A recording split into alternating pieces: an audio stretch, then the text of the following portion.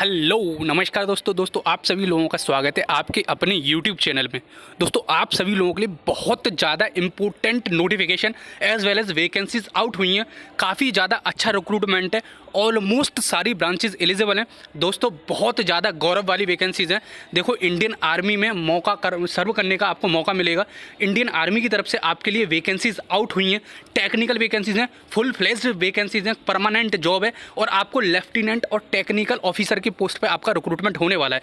तो काफ़ी ज़्यादा एक्साइटेड हूँ मैं इस न्यूज़ को आपको सुनाने के लिए। तो ध्यान से सुनना, वीडियो थोड़ी सी बड़ी हो सकती है और वीडियो को 2x पे कर लेना अगर आपको स्लो लग रहा हो। वैसे तो मैं बहुत ही तेज़ बोलने की कोशिश करता हूँ, लेकिन इस प्रकार की वैकेंसी से थोड़ा सा नोटिफिकेशन भी बढ़ा है, इस वजह से मैं आपको पूरा ध्यान से पढ़ के बताऊँगा।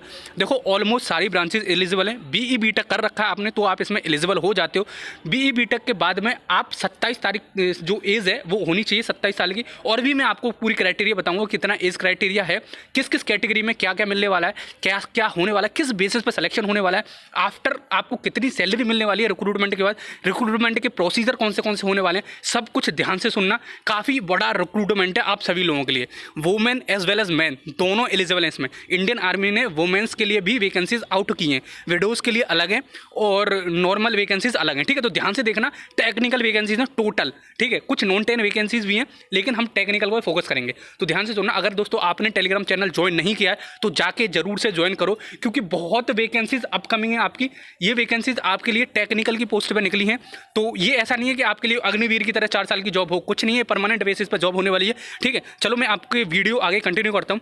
देखो यार, मैंने साइट के लिए इसलिए नहीं ओपन किया क्योंकि इंडियन आर्मी की जो साइट होती है वो बहुत वेल सिक्योर्ड साइट है। तो वहाँ पे उसको आप देखोगे तो वहाँ पे आप उसको रिकॉर्ड नहीं कर सकते हो। इस वजह से मैं डायरेक्टली आपको नोटिफिकेशन दिखा रहा हूँ। ठीक है, और मैं रिस्पेक्ट भी करता हूँ भाई, इंडियन आर्मी की बात है।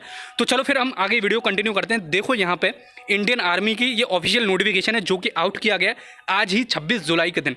काफ़ी बड़ा रिक्रूटमेंट है, तो ध्यान से देखते चलना हर चीज़ को। देखो सबसे बड़ी बात यहाँ लिखी हुई है, application are invited eligible unmarried males and unmarried female. दोस्तों अगर आप मैरिड हो तो आप इसमें एलिजिबल नहीं हो।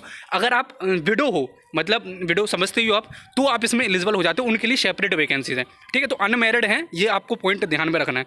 नेशनैलिटी इंडियन की नेशनैलिटी हो, बर्मा हो, नेपाल हो, ये सब कुछ यहाँ पे मेंशन है। इंडियंस ही हो आप सभी लोग। ठीक है, अब देखो एज लिमिट की बात करूँ तो देखो यहाँ पे लिखा हुआ है SSC का मतलब ये मत समझ लेना स्टाफ सिलेक्शन कमीशन। SSC का शॉर्ट सिलेक्शन कमीशन करके कुछ ऐसा है। ठीक है, तो आपकी यहाँ पे क्या है, 20 से लेकर 27 साल आपकी एज होनी चाहिए। ठीक है, मतलब 2 अप्रैल 1996 से लेके 1 अप्रैल 2023 के बीच में अगर आप आते हो, दोनों डेट इंक्लूसिव हैं, तो आप इसमें एलिजिबल हो जाते हो। फॉर विडोज़ के लिए ये अलग से वैकेंसीज आपके लिए प्रोवाइड कर रखी हैं। ठीक है, डेट ऑफ बर्थ ध्यान से देख लेना। डेट ऑफ बर्थ का सबसे ज़्यादा इसमें क्राइटेरिया रहता है। अगर एक दिन भी आप एक्स्ट्रा निकले तो इसमें रखा नहीं जाएगा आपको। ठीक है, इंडियन आर्मी में कुछ रूल्स एंड रेगुलेशन इसके सेट होते हैं। ठीक है, तो आपको इन्होंने यहाँ पे लिख रखा है ऑफिसर्स ट्रेनिंग एकेडमी में आपकी ऑफिसर वगैरह होगी सब कुछ। फाइनल ईयर स्टूडेंट्स के लिए यार इंपॉर्टेंट चीज़ लिखी हुई है, जो भी फाइनल ईयर स्टूडेंट हैं जो करंटली जिनका अभी रिजल्ट आउट नहीं हुआ है वो इसमें एलिजिबल नहीं है। साफ साफ दो बोल्ड अक्षरों में लिख रखा है कि जिसका 1 अप्रैल 2023 के बाद में रिजल्ट आ रहा है वो इसमें एलिजिबल नहीं है। ठीक है, 1 अप्रैल 2023 का यहाँ पे लिख भी रखा है इन्होंने। क्या लिख रखा है, all final year appearing candidate whose final semester exam will be scheduled after 1 अप्रैल 2023। 1 अप्रैल 2023 के बाद जिसका भी रिजल्ट आएगा वो इसमें एलिजिबल नहीं है। यानी कि जो अभी करंट में निकल के गए हैं वो तो इसमें एलिजिबल हो जाते हैं, उनका रिजल्ट आ चुका है। ठीक है, तो ये सब कुछ हो जाता है। अब देखो यहाँ पे क्या लिख रखा है, फाइनल सेमेस्टर वगैरह। देखो SSV के बेसिस पे आपका सिलेक्शन होने वाला है इसमें। अब यहाँ पे देखो परसेंटेज की भी बात लिख रखी है, फर्स्ट डिवीजन होनी चाहिए आपकी पूरी क्यूमुलेटिव सब्जेक्ट्स को ऐड करके। ठीक है, और देखो अब मैं पूरी इंपॉर्टेंट बात बताता हूँ। नॉन टेक्निकल वाली वैकेंसीज हैं जो नॉन UPSC वाली हैं, वो ग्रेजुएशन किसी भी फील्ड में हो तो आप इसमें एलिजिबल हो जाते हो। लेकिन SSC CW वाली जो कि टेक्निकल वैकेंसीज हैं उसमें आपके पास BE BTech होनी चाहिए इन पर्टिकुलर स्ट्रीम। आगे प्रोवाइड कर रखा है इन्होंने कौन सी स्ट्रीम में होनी चाहिए। काफ़ी बड़ा रिक्रूटमेंट है, इसलिए मैं बोल रहा हूँ सारी ब्रांचेज ऑलमोस्ट इसमें एलिजिबल है। अब देखो मैं ब्रांच वाइज डिस्ट्रीब्यूशन देख लेता हूँ। सिविल इंजीनियरिंग में अगर आपने कर रखी है तो ये सारी इंटर रिलेटेड ब्रांच है, इसमें 49 वैकेंसीज हैं। और आपको ये पता भी होगा इंडियन आर्मी में कोई भी रिजर्व्ड कोटा नहीं लगता है, एज रिलैक्सेशन मिल सकता है, शायद एज रिलैक्सेशन भी नहीं मिलता है। तो उसके लिए आप ये मत सोचो कि इसमें किस कैटेगरी में कितनी होंगी, सबको एक ही नज़र से देखा जाता है इसमें, ठीक है। इंडियन आर्मी की बात है तो भाई मतलब क्या ही बताऊँ मैं। अब आप नीचे देखो कंप्यूटर साइंस में, कंप्यूटर साइंस से इंटर रिलेटेड ब्रांच हैं वो भी एलिजिबल हैं, 42 वैकेंसीज हैं आप सभी लोगों के लिए। उसके बाद में अगर हम बात करें इलेक्ट्रिकल की, बहुत सारी इंटर रिलेटेड ब्रांचें हैं। ये मत सोचो दोस्त कि मैं इस ब्रांच से हूँ तो मैं नहीं हूँ उसमें। अगर आपका इलेक्ट्रिकल का सिर्फ इलेक्ट्रिकल नाम लिखा हुआ, उसके पीछे कुछ भी जोड़ दो, फिर भी आप इसमें एलिजिबल हो। 17 वैकेंसीज हैं आप सभी लोगों के लिए, ठीक है। उसके बाद में अगर हम बात करेंगे इलेक्ट्रॉनिक्स की, ऑलमोस्ट इलेक्ट्रॉनिक्स की सारी इंस्ट्रूमेंटेशन जितनी भी होती हैं IN वगैरह सब इसमें एलिजिबल हो जाती हैं, ठीक है। 26 वैकेंसीज हैं उसकी। और नीचे चलेंगे तो मैकेनिकल की बात करें, मैकेनिकल की तो 32 वैकेंसीज हैं, सारे inter related branch mechanical mechatronics वगैरह जो भी हैं सब इसमें एलिजिबल हो जाते हैं। एरोस्पेस वगैरह सब कुछ इसमें एलिजिबल है। मिसलेनियस इंजीनियरिंग में प्लास्टिक टेक्नोलॉजी, रिमोट सेंसिंग और फिर अलग बायोमेडिकल वगैरह, फूड टेक्नोलॉजी, मेटलर्जी वगैरह, इन सब की टोटल 175 वैकेंसीज हैं, ठीक है। और वुमेंस के लिए अलग वैकेंसीज, जैसे मैंने पहले ही बताया आपको, वो मेंस की थी जो ऊपर मैंने बताया। ये टोटल जो नीचे वाली वैकेंसीज हैं ये फीमेल्स के लिए वैकेंसीज हैं, ठीक है। सिविल में आपके लिए 3 वैकेंसीज अलग से रिजर्व की गई हैं। कंप्यूटर साइंस में 5 वैकेंसीज हैं फीमेल्स के लिए। इलेक्ट्रिकल में 1 वैकेंसीज है फीमेल्स के लिए। इलेक्ट्रॉनिक्स के लिए 2 वैकेंसीज है फीमेल्स के लिए। और मैकेनिकल में 3 वैकेंसीज हैं फीमेल्स के लिए, ठीक है। तो इतना टोटल हो जाता है। अब उसके बाद में अगर हम विडोज़ के लिए बात करें, डिफेंस पर्सोनल ओनली, तो इसमें BE BTech में 1 वैकेंसीज है और SSC में जो नॉन टेक्निकल पोर्शन है उसके लिए 1 वैकेंसीज है, ठीक है। ये सब कुछ आपका हो गया जो कि इन्होंने प्रोवाइड कर रखा है। अब देखो मैं सिलेक्शन प्रोसीजर के बारे में बता देता हूँ। जैसे कि आप सभी लोगों को विश्वविख्यात है, जो भी आपकी इंडियन आर्मी की वैकेंसीज होती हैं वो सारी SSB के थ्रू ही होती हैं, ठीक है।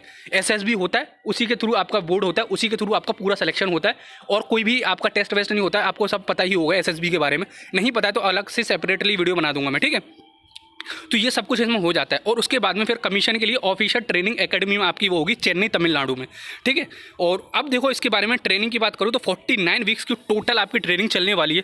सैलरी तो बहुत ही बढ़िया है। आपको देखो इंडियन आर्मी का एक तो सबसे पहला बात है, इंडियन आर्मी में आपको मौका मिलेगा और एज अ ऑफिसर की बजाय, पर्सनल नहीं ऐसे कि बंदूक लेके आप खड़े जाओ, उनके लिए भी सलूट है भाई साहब, वो बहुत मेहनत करते हैं।